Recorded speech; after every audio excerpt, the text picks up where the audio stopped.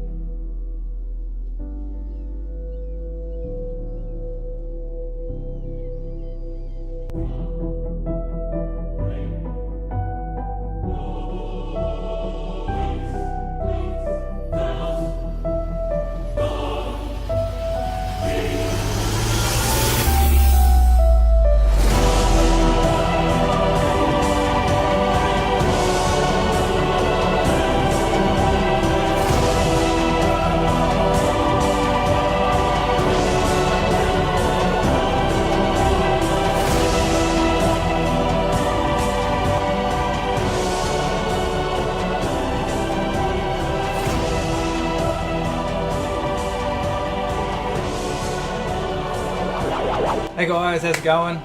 5 quick tips for you on how to make your videos more cinematic for the Mavic Air. Actually, you can use this on any of the DJI or any drone really. They're 5 simple quick tips. Number 1 is your cinema bars. Top and bottom, you basically want to get these 2 bad boys so you got yourself a nice cinematic line. You want to get them in there for sure. They make it look cinematic. They're probably the first thing you want to do to get your stuff cinematic. You can also, for number 2, apply ND filters or not apply ND filters or some sort of polar filter. But what you can do is you try and get your frame rate a little bit higher, so that way I can slow down my footage to around 30 frames per second, which is still great shot, but it's at 50% of the speed. So when I'm coming in nice and slow with the drone and I cut it at 50%, it's even slower. It's creeping in, it's nice and slow.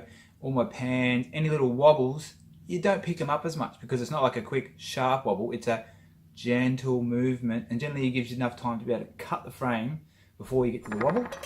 So 1 is getting these cinematic lines in, your cine bars in. Number 2 is shoot a higher frame rate. Even 120 is going to be great because you're going to get some super great slow-mo. The only thing is you have to slow it down a little bit more. With the faster you shoot, the more you got to slow it down, because if you've got your frame rate too high, your shutter speed's going to be going ballistic and you're going to get less motion blur. You want a little bit of motion blur. That's why you get your ND filters on. Half your shutter speed, so if you're shooting it at 30 frames per second, you want it at about 60. And if you're shooting at about 60 frames per second, you want it at about 120 shutter speed. But to do that, if you're having it at 120 without any ND filters on, it's going to be super exposed, super bright whites, probably too much, unless you're on a really overcast day. I shot this footage on a medium to overcast day. You got big patches of light that came out and I had to change a little bit. No ND filters on. The more you turn it down, the longer it's open, the more light it's letting in. So obviously the problem, get ND filters. Number 3 is your slow in focus or slow out focus. When I'm flying backwards, I like to focus in. It's a bit of a parallax dolly zoom type effect. And when I'm zooming in, I like to do the reverse. Doesn't mean to say that you can't do the other way around, zooming in, flying in, zooming in, or flying out, zooming out. It actually is a great effect, but you want to do it very subtly. So, for instance, if I'm going to be zooming in and out, I do the reverse, like for parallax. If I'm flying away and I'm zooming in, I make it a little bit more noticeable. Therefore, it's like this big grandeur expanse behind it. Where if I'm doing the same direction, I make it more subtle. Otherwise, it's like thrusting you through a picture, which is not very cinematic. If you want to go for cinematic, it's smooth and it's slow and it's subtle. Doesn't mean to say you can't have bits, because you've got to go with the music. And that's number 4, is choose music that has long expanses before beat changes, or long expanses of constant beat changes. So therefore you can play them throughout the consistent beat changes. So 1, 2, 3, 4 is one change maybe, or you could even go up to 8 or even up to 16 before you change. Try and do them in groups of 4, because music's written in 4 beats to a bar, hence why it's 1, 2, 3, 4, 1, 2, 3, 4. So you do them in 4, 8, 16. You can do them in 12, but 2 lots of 4 or 4 lots of 4 or 8 lots of 4 seem to work better. But in saying that, you've got to follow your music. So that's number 4. Number 5 is your color grading.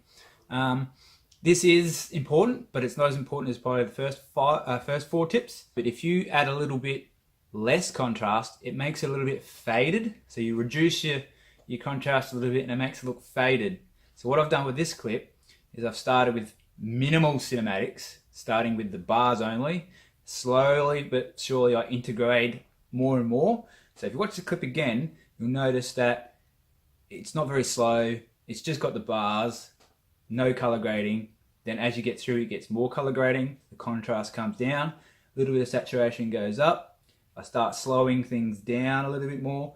My fades become, my zooms become a little bit more subtle in and out. You almost don't even notice them. Your eyes actually go, what's going on? Because it's so subtle, you can't pick it. It's like, is it happening or isn't it happening?